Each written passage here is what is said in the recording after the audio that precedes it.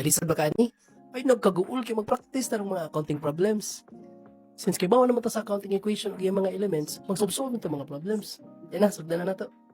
Nako gianda mga problem din. Short term na siya nga problem pero tuluan ta mo sa unya para makasolve mo pag maayos. Start ta. Ang una daw kay which is the correct accounting equation? Kay bawa na master mo ta na, guman na man ta ka video na. Sa man to, assets is equals to liabilities plus equity. Ang itaon tama din ni. So man na siya. Nara sa tubangan na to? Letter A. Diba? Next, kay the accounting equation can also be expressed as sa kuno. O kani medyo na siya giusab gamay. Baningon ko nimo kan assets diri sa left side, ng liabilities ug equity na sa right side. Equal man sila duha, di ba? So, kung si assets 100%, ibanan siya 100% sa pikas which is liabilities ug equity, mo cancel out na sila duha kung imo na siya minus. Kay pareha ra man na sila duha. Kana nga analogy, ato na i-apply din ni. O, naidagan choices. Nata sa letter B. Assets minus liabilities minus equity or capital equals to 0.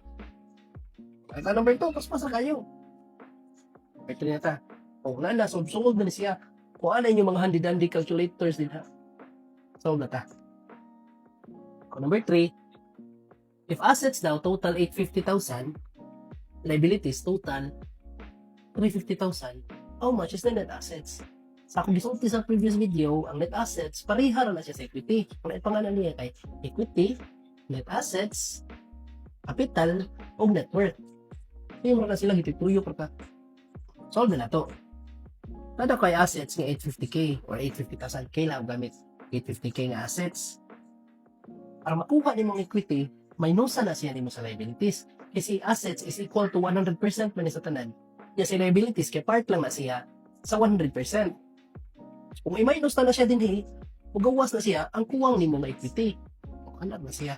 So 850,000 minus 350,000 ang liabs ni mo, pila man na? 850 minus 350 equals 500k. Kung ito lang, peso kay stable monetary unit na ato man principle na naka-equity. Diba? Basic ra? Double line pa dyan. Ano naka-equity? Asa man na ni? Mga kasi 30. Oh, awara, kuha na itong 3 out of 5 sa iyo na kayo. Pero kaning duha nga nabilin, mo yung mga complex problems kasagaran magkaroon sa exam.